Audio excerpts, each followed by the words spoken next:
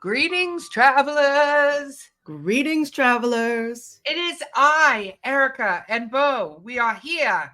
We are super excited because we're in Undead October right now. And We sure are. it's been a fun month so far, I think, with everything that's happened and our guests and stuff like that. I know we're getting near the end of it. I think this is actually the last episode. Besides the special episode we're doing live with listener tales, and we're going to see when we can get that up. But I will say this, we love all the tales and all the questions you guys have been sending. We are literally buried in them. So me and Bo are making some time coming up here to do some special lives, and then we will air the episodes as soon as we can fit them in to do that with all these listener tales and questions. And I will say this, I didn't read it, but as I'm adding the tales to our documents, our friend X is back. So we did miss him, so it's good to hear from him. I worry when we don't hear from him in a while.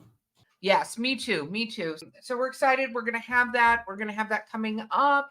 But I'm excited because we've had sort of a haunted time. We've got some various things going on, but we've had a haunted undead month. It was so much fun to have J. Michael Roddy. He now has inspired me that I think we might need to do it in January or February. We need to decide, travelers, but we need to do like a underwater horror movie thing. And I can already guarantee it's just going to be us talking about Deep Blue Sea for an hour. That's all that's going to happen. I would do that for an hour because I enjoy that movie so much. So me too. But in the spirit of Halloween, I am actually dressing up this year. What are you dressing up as? So I'm really lucky. My nephew, who is like 9 months old, has moved up here with his family, but he's here, so that's the important one. He is going to do a whole Jurassic Park like dinosaur in a wagon where you decorate the wagon like it's one of the velociraptor cages. So I got to talk to the other half. One of two things is going to happen. We are either going to be dinosaurs, I'm not sure, or I'm going to convince him to dress up because he has a nice beard as John Hammond, and I'm going to dress up as Jeff Goldblum's character and go around and say, nature always finds a way. So you need to get like those fake pecs so that you can have the shirt unbuttoned halfway down to your navel. I mean, Jeff Goldblum is quite something to look at. So handsome. He is so handsome. But the parents are going to dress up as the two, oh my gosh, the names are escaping me, but the two that are called to the island to give their thoughts. Sam Neill and the other one. Yes, those guys. So I'm excited because it's been a couple of years since I've really gotten to dress up for Halloween. So dressing up for Halloween. So what about you? What are you doing? I don't know if I'm going to dress up. It's already a big to-do to get all the kids their costumes and really figure out what they want to be. I'm thinking of getting those cool like vampire teeth and just being like a low-key vampire, just myself, but with cool fangs. I like that. I think you're going to need to do that when we do our 30th recording, and I will dress up a little bit with makeup too, so all of our travelers can see a little bit of spookiness from both of us. Oh, that's a good idea. We should dress up. So I think we're going to do that. Let's do that. Okay. But what are we getting into today, Bo? Tell me all the things. You're running this one around too. What are we talking about? So today we are going to talk about another Virginia story. Shocker, I know. And this is about St. Albans Sanatorium in Radford, Virginia. A sanitarium? Is this like a mental hospital? It is, but it also kind of has the vibes of, I know we've talked about it with like Asheville and stuff where they're trying to do like mental wellness retreats and stuff like that. Like it was really popular in the early 1900s for people to be like, oh, I'm traveling to such and such to get mentally well because the air there is great or whatever, Okay, I'm excited. I'm excited about this. All right. So St. Albans did not start out as a sanatorium. Oh, okay. It started out as a boys' school. The boys' school wasn't so much about learning, though. Like you would think, oh, it's an all boys school. They're going there for like a superior education, I guess, because it like had private school vibes. But the principal or the headmaster or owner, whatever you would call him, was trying to make sure that the children became quote unquote gentlemen, but he wanted it to be like gentlemen in the most like macho machismo sense, where it became about competition, Okay. like sports and academics, mostly sports. Like it was a very sports focused school, and they allowed bullying and kind of encouraged it. I don't love any of that. No, I'm not a fan. And reading about this, it reminded me a lot of the Dozier School in Florida that we've talked about a couple times on this podcast. Ah, yeah, I super don't like any of that. No. No, no, So no. in this kind of environment, because you're using the students to harm other students, and then those students harm the younger students, it's kind of like this cycle. So the victims become the victimizers so that they're no longer subjected to abuse because there's new kids to abuse. Yeah, no, Apparently, not a fan of this at all. no, it's this story doesn't get any happier. It's gonna get worse. Well, it's Halloween, it's horror month. The And veil is it's a getting Bow Lake story, so you know it's gonna be sad. now it's Those gonna are be my sad favorite. and tragic, and oh, I'm not loving any of this. Okay, so we're in a bullying boys' school where the kids are all picking on each other. What Yes. happens next? So many of the students were reported to have committed suicide, though I couldn't find any like concrete numbers at all. But I also found that in a 2011 article from UVA Today, more students die of suicide on college campuses than alcohol-related deaths. So it's more common than you'd like to admit or even look at because your kids are going there and you want them to be safe. But it's the first time a lot of kids are leaving the house and they're under a lot of pressure, and that can lead to suicidal ideation and attempting suicide.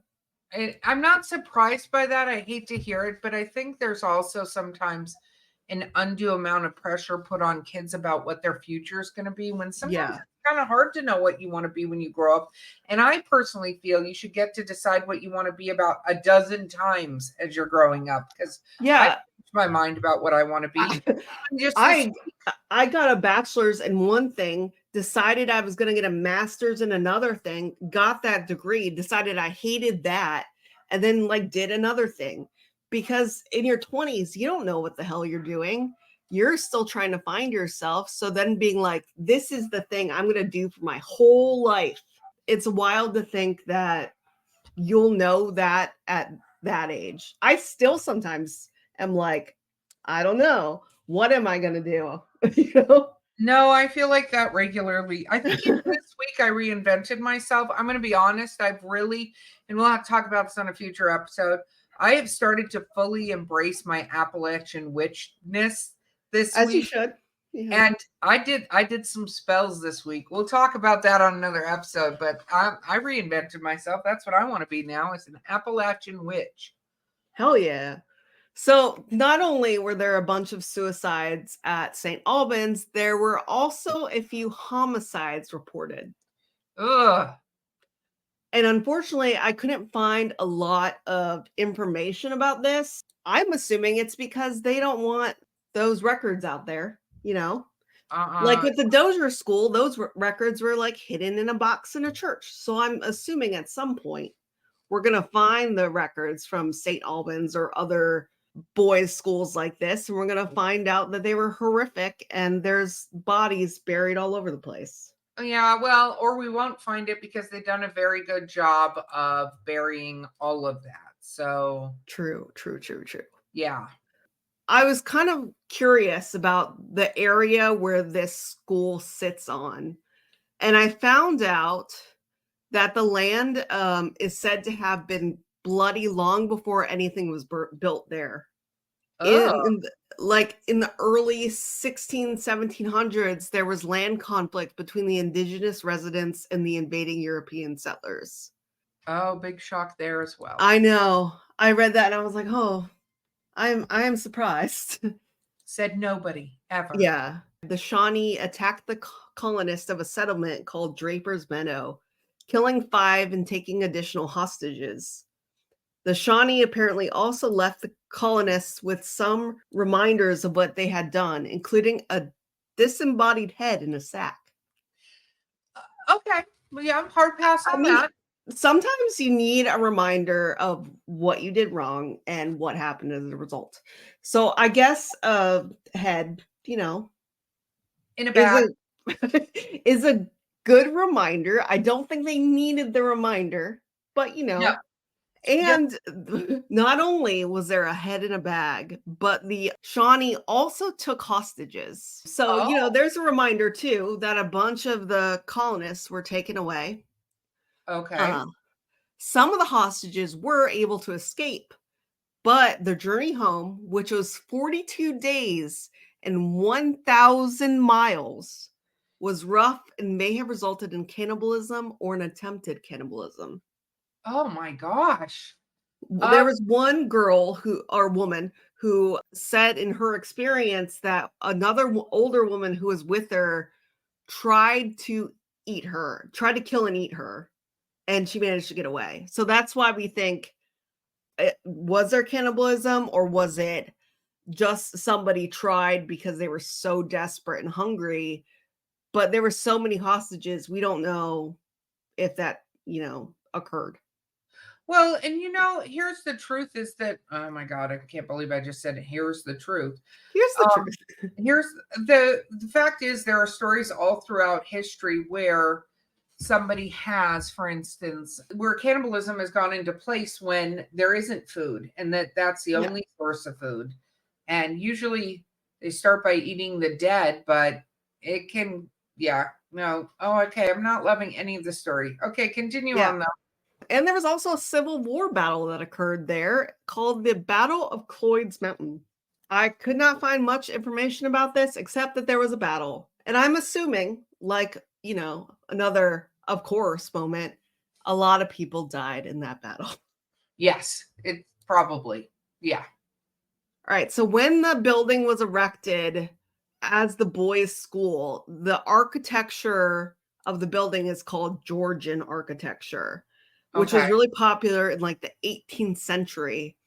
And that like differs from a lot of the sanatoriums we've seen before that had like Kirkbride architecture, which was very long halls leading out from like a central location.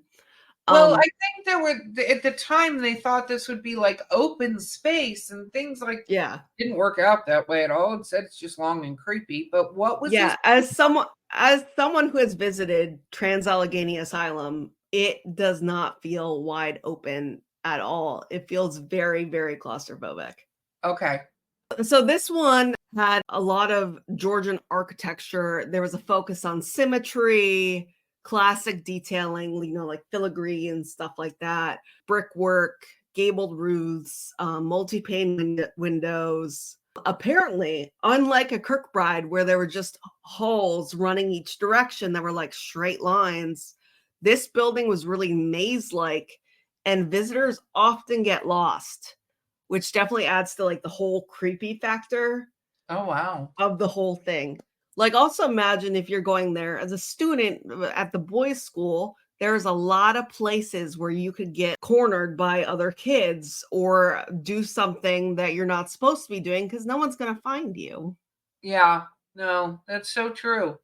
And after the school was shut down, that's when it was reopened as a sanatorium and quote unquote psychiatric infirmary in January of 1916. It was also the only area hospital. So if you had to go to the hospital, you best be excited to go to St. Albans because that's where you're going. Okay. I'm not loving the things that are happening at all. And it, much like, the Kirkbrides, its focus was trying to like have a good reputation, which Okay. it seems like a lot of these places, they have good intentions to begin with.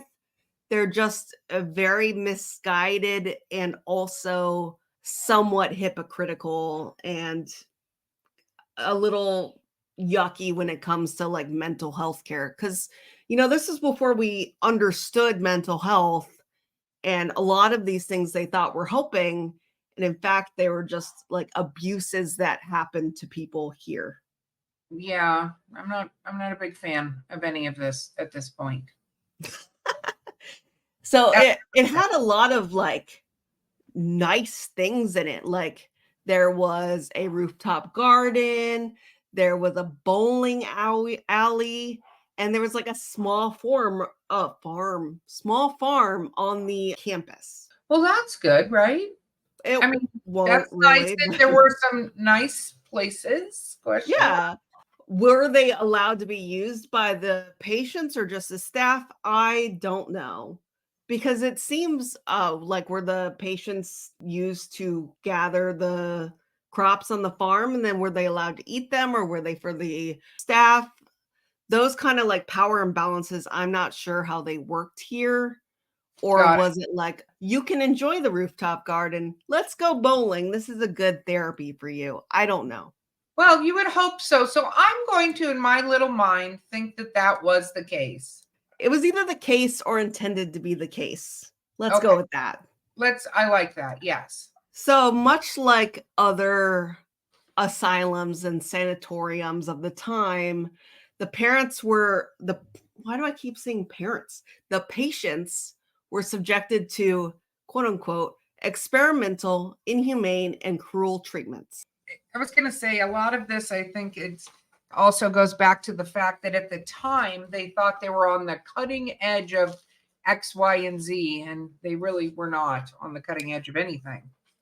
I mean, exactly. There's a lot of medical stuff that we thought in the past we were doing right. Like, say, I don't know what year or period of time it was, where we weren't using soap and we weren't scrubbing in for surgery. And we still thought that was right and we were doing the right thing. And in Yeah. fact, we were probably killing a whole bunch of people because we didn't know. And then we learned that. And then we do another insane thing that now we look back on as wild and inhumane. And they at the time were like, this is working. We are doing this for the patient's own good. Yeah. And it's great.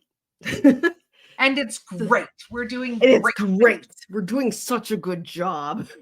Oh my gosh, that's so crazy to think that that was the case. So some of the more out there treatments are kind of like similar to ones we've heard about before, like lobotomies and electroshock therapy.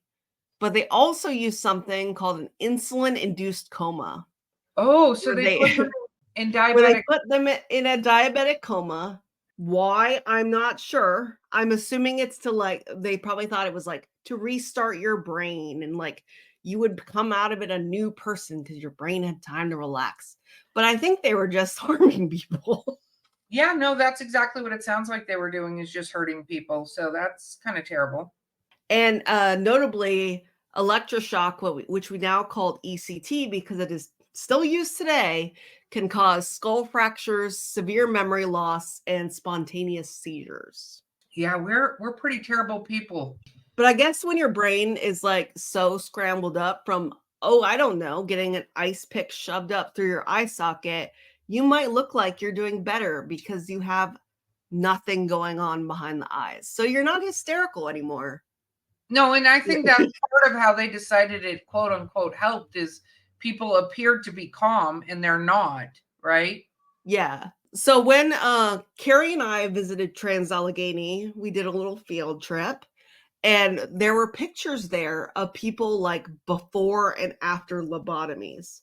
So before it would be like a cheerful, happy person, and then after it'd be like a slack-jawed, dead-eyed person who's been like irreparably changed. But the asylum would be like, it was awesome. We did such a good job. Look, they're no longer a problem to the people around them, I guess. Yeah. And it's wild, all of the things that could get you sent there there was a list, and Carrie and I were going down the list and like counting off how many things would get us sent there.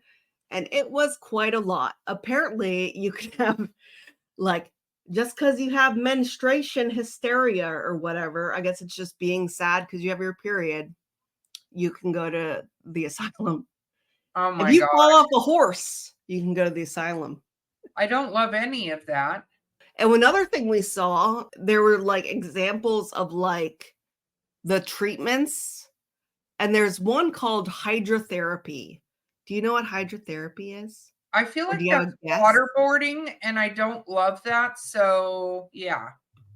It's not quite. So it's a little better than that, but not by much. Hydrotherapy was considered effective because it could easily change the temperature of one's body, which would supposedly have positive effects on other parts of their body. So it kind of reminds me of that old like belief that the humors in your body affect other quote unquote humors, because those aren't a real thing, would affect other parts of your body and change like your mood, your behavior, all of these things. So you would treat them with like bloodletting or something of the sort, because they're like, oh, now you'll be better because we put some leeches on you. Well, so what did they do? Like dunk you in cold water? What is this? So an example of hydrotherapy is that you would be either Okay. put in a bath just for a long time, well past when you got pruny, I don't uh, love that. being sprayed with water. And while it was not said, I'm assuming it's in the most violent way possible, like in the face and, cold water for minutes to hours at a time. Oh, I hate all Um, this. I hate yeah. all of And this is the worst one. Hours long time in cold baths or wrapped in a cold, damp straitjacket. what? Yeah. No, no. Oh, yeah. No, no, no. No, no, And no. sometimes they would do this while the patient was sedated. I guess they don't want to hear their complaining, but they want all the effects of it, quote unquote effects. I'll be saying that a lot. So they would either wrap them up or put them in an ice bath. And I know like ice baths now are kind of in vogue, but it's usually like for what, 5 minutes that I someone would do it hope for health usually, but effects. yeah, I think those are generally for, and travelers, correct us if we're wrong on any of this stuff, please. We'd love your thoughts. But I thought ice baths were generally utilized for two reasons. One, if you're trying to rapidly drop somebody's temperature, because, there are certain temperatures for humans. What is it, above 103 or 104 for an adult or something like that? And like Yeah, like for a they start to child. get dangerous. Yeah, where you need to lower the temperature and you Or can't. else your brain is gonna like have problems for the rest of your life. Yeah. Yeah, so there's that. But I think a lot of athletes and stuff like that use it for muscles, like when they've Yeah. done a lot and with the lactic acid. And I mean, I'm not. This is no medical advice. Don't go just doing this, travelers, if you're listening to us. But Erica, you're not a doctor. I am a doctor of awesomeness, which has nothing to do with medical stuff. But No, there's no certificate for it. You just gave it to yourself. I gave myself a certificate for awesomeness. What are you talking You're like, I printed it off on MS Word. It's beautiful. Wow. Wow.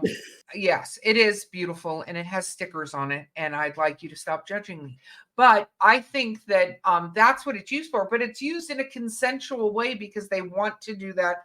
And I think a lot of athletes have used that for a while in locker rooms and stuff to Mhm. help. I don't know if that helps with muscles, help shrink swollenness. I mean, that's what ice does. But Yeah. it's consensual and it's not for a very long time. Yeah, it's like a couple minutes, whereas this was hours and hours and hours, so much so where they sedated them. So the cold water was said to treat manic depression and quote unquote excitement because it decreases physical activity because you're so cold and hypothermic that you become sluggish, which is better than it being excited. I do not like any of the things you're saying. They all make me mad. I'm mad about everything you were telling me so far. Yeah. And I hate this because the worst part is there are people that genuinely thought that this was helping them and helping other people. And it makes me so sad and angry to think back. And I mean, yes, some of these treatments are still utilized today, but I think there's a lot more known about them, and it's very specific what they're trying to use the treatments for.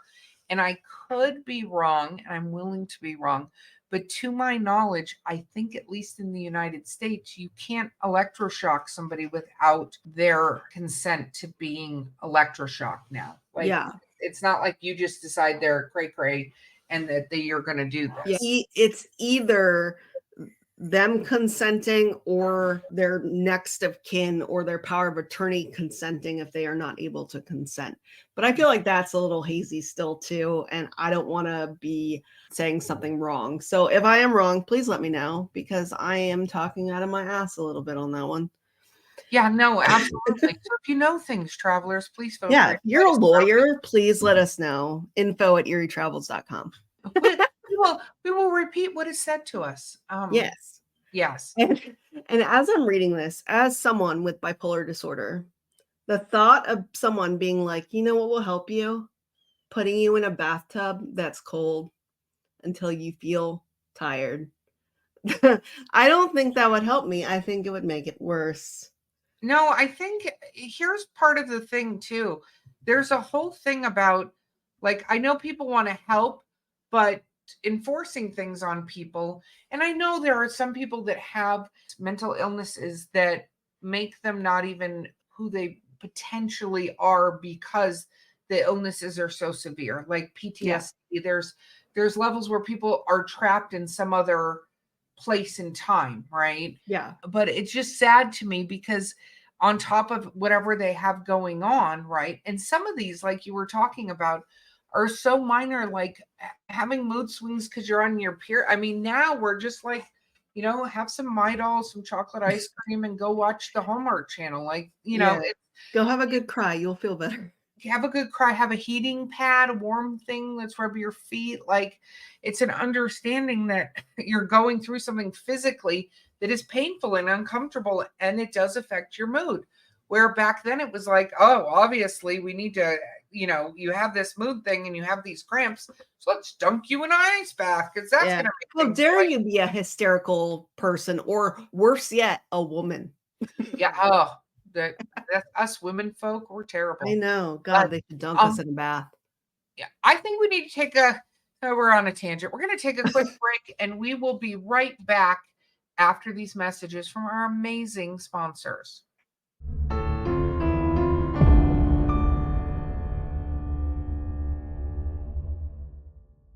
Prepare to be devoured. The Wolves of Wharton is a 6-part complete book series by Eerie Travels producer Bo Lake.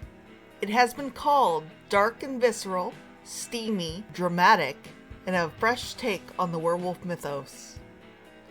If you like action, adventure, a large serving of body horror, and some steamy relations, the Wolves of Wharton series is for you.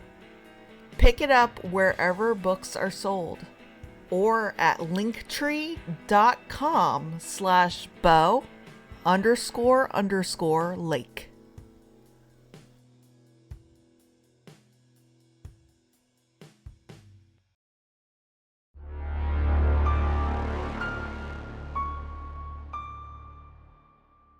Okay, we're back. We were on a tangent. We're back.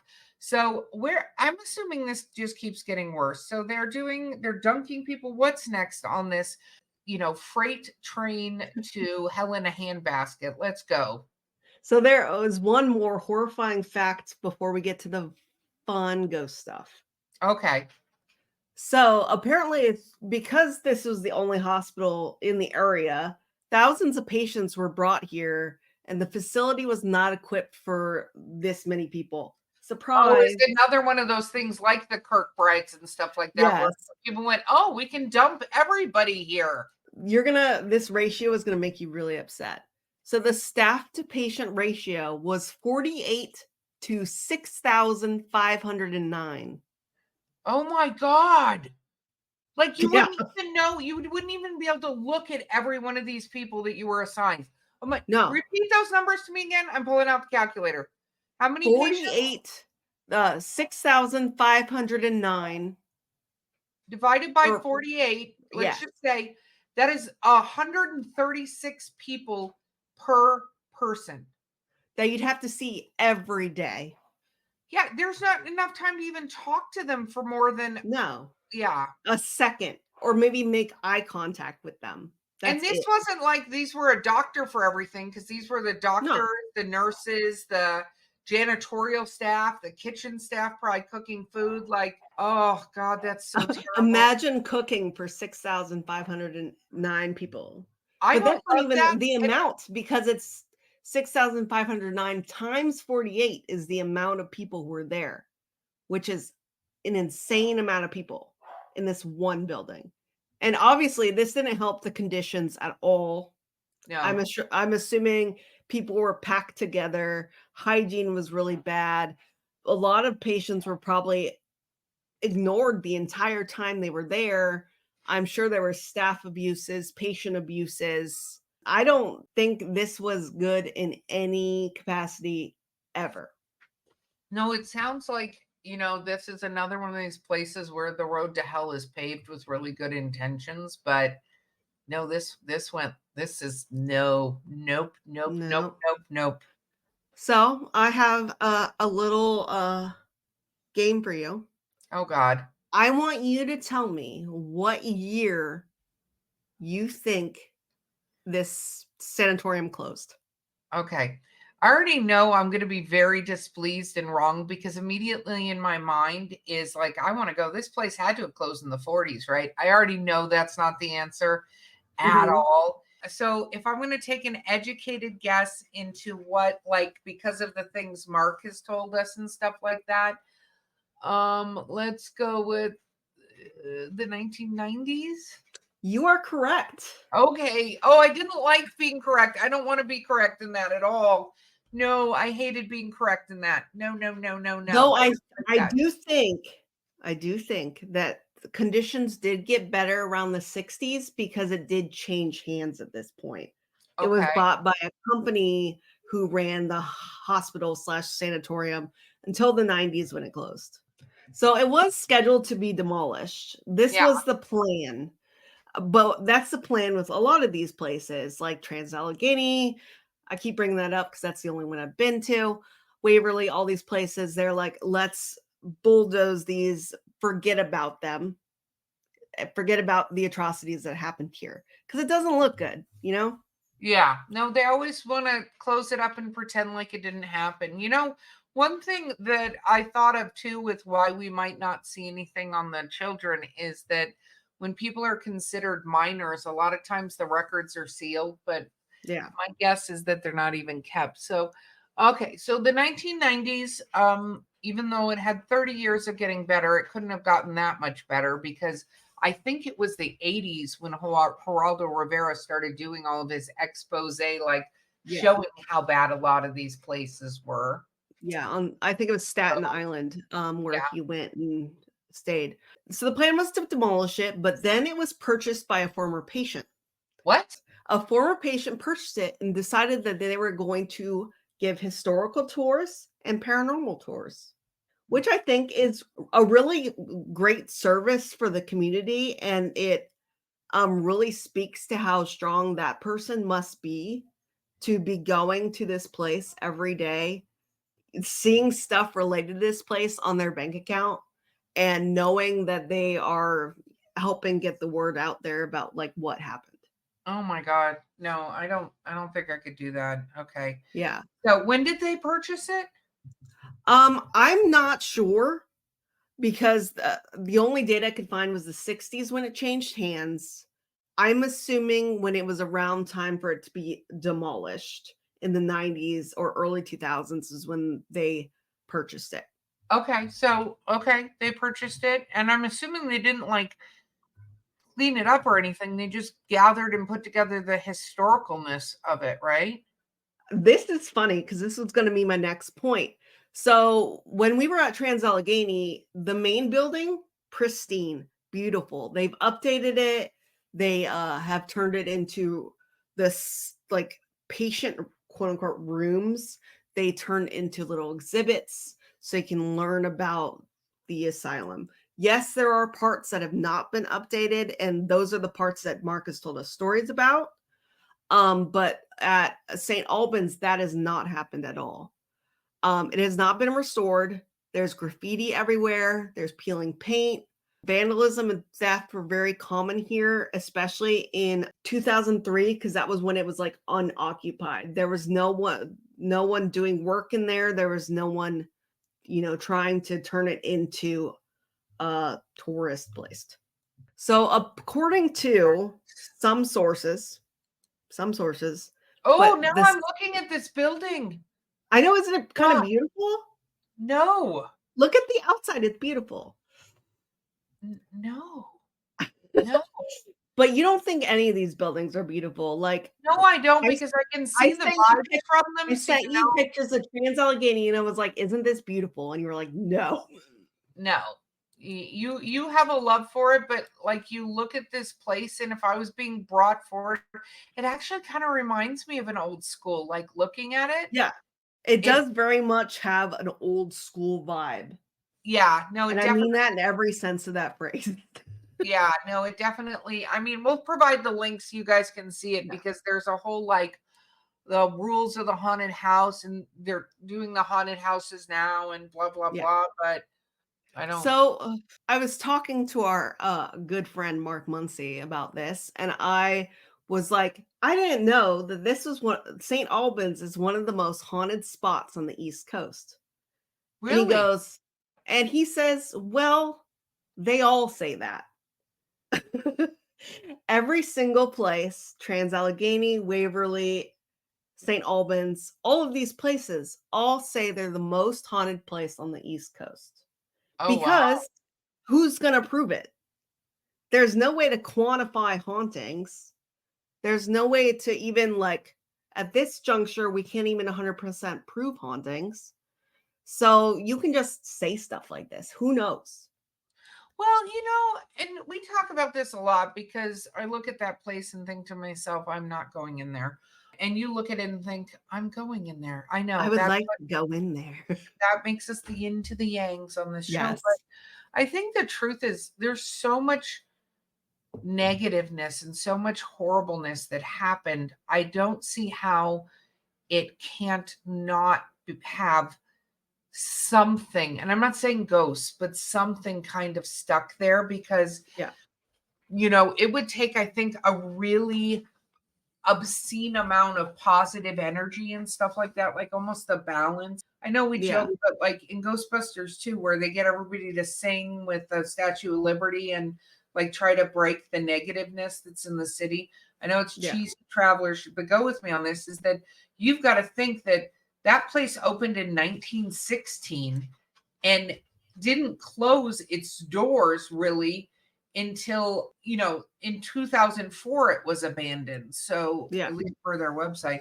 So if you think about that, you go, that is almost 100 years. What is that? 90 something years of not positive things happening in one location on top of what. And even if it had been just a normal hospital without all these atrocities, there's so much horrible stuff that happens at hospitals that I wouldn't doubt there was something there. And plus with, this land having Civil War battles on it, massacres on it, hostages on it, cannibalism on it. Like, of course that vibe is in the soil and in the building, and there's no way to clear that out. So it's either just a really bad vibe or ghosts, or I don't know, like there's something there, a darkness, we'll say. Yeah, no, and I'll say a darkness, and who knows what people bring with them and end up leaving there, right? Yeah, and I actually have a story about that. Ooh, okay. So first and foremost, you can go there. There are ghost tours. There's a website. We'll share that. You can go down your own rabbit hole on this. And they have a haunt every October. All right. So investigators and visitors have reported a lot of spooky sightings. Okay. Shadow figures, disembodied voices, physical touch, and levitating objects. I do love me some levitating objects. But what are they levitating there? It could be something bad. I'm That's sure it's true. not something I nice. don't love levitating objects. That was sarcasm, but anyway. So the most haunted rooms are the hydrotherapy room and the ECT room, electroshock room, which, makes sense. Those are Big the shock. places where people had a lot of trauma. Yeah. Some report gunshots and smell smoke, which could be holdovers from the Civil War battle. Like those replay ghosts you talk about, that it just kind of happens sporadically. There's no consciousness behind it. It's just like a videotape. Yeah. That happens a lot. Replay ghosts. Yep. Yeah. And there's also this is sad. There's a room called the suicide bathroom. What? It is named for a person who apparently died there. 4 people who apparently died there. Okay. And it's also very, very haunted. And a lot of investigators who've, been in that room say they've been touched or scratched. Oh. So I'm guessing you would never go in that room. Yeah, no, Ever. It seems to me that it would I'm not even going to this building.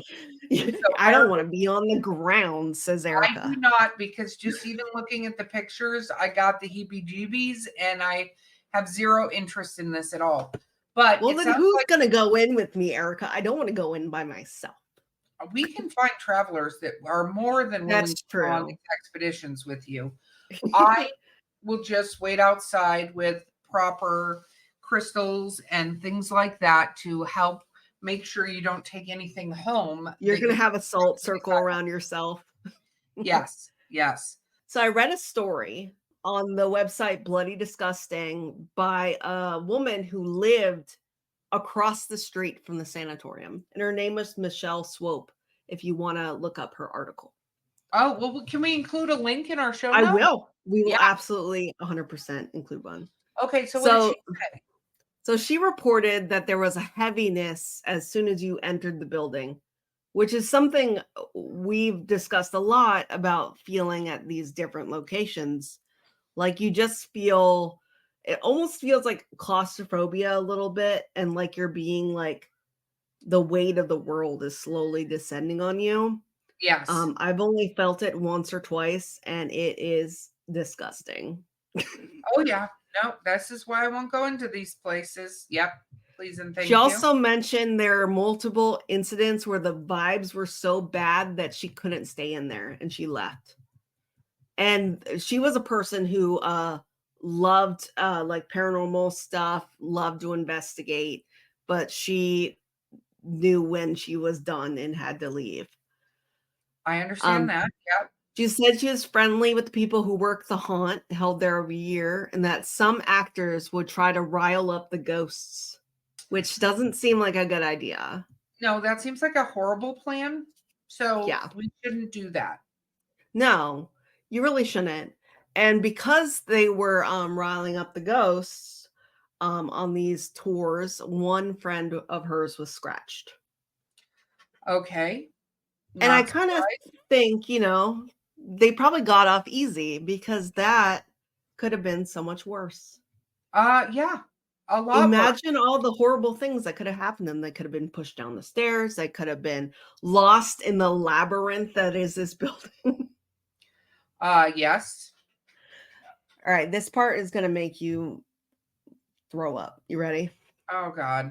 So Michelle visited the St. Albans frequently and started to notice that the ghosts were following her home. Yeah, see, no, don't do that. No. So one night she was sleeping and kind of woke up because she heard a sound. And there was a dark, malevolent figure crawling across the ceiling toward her.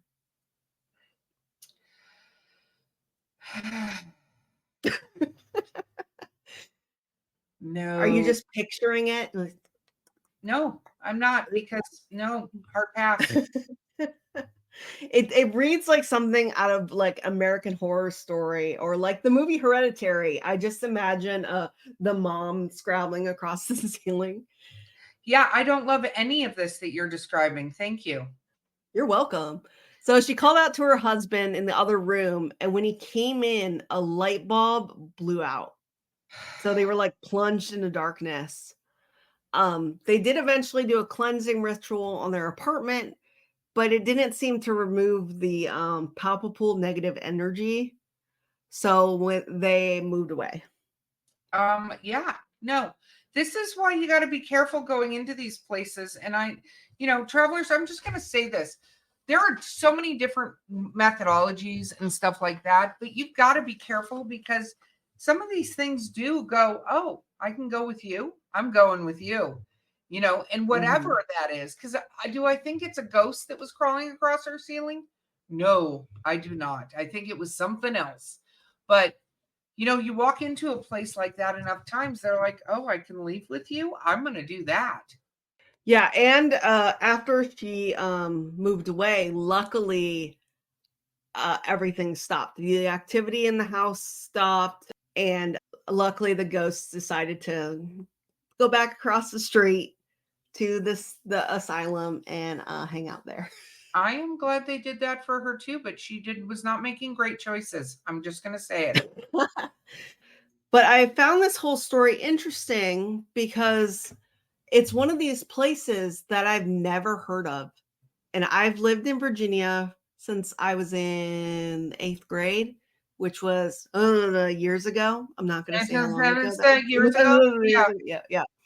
So I feel like it's one of those places that isn't well known and probably should get more recognition because then people would hear more about mental health care through history and how it's been No, it and sounds how like it's improving and can still improve.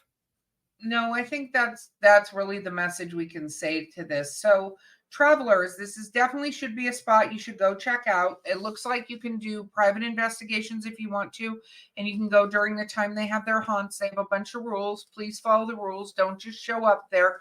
Reach out to the owners to work out a time for you to be there. But it definitely sounds like something we need to keep the history of in place. And Bo, I love this journey other than I love that you did this journey. I don't love this journey. Sometimes our journeys have to be a little uncomfortable so that we can learn. Yes, that is true. Is there anything else you want to tell us before we wrap this up? Take care of your mental health. Yes, and not the ways they take your medicine. it. Take your medicine. We can't help what has happened to us or what's going on in our brains, but we can help each other and help ourselves. And knowing stories like this one can help us learn what not to do. That is very true. And with that, travelers, I'm going to say, please remember to stay spooky at all times.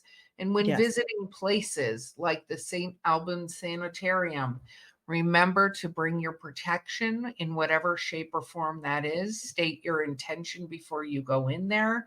Make sure you notify the residents whether they're corporeal or not. And remember to say goodbye when you leave so that they don't come home with you. And I was going to say, remember to say goodbye when you leave. Otherwise, you could end up in an ice bath or an icy straitjacket. And then we would have no choice but to see you on the other side.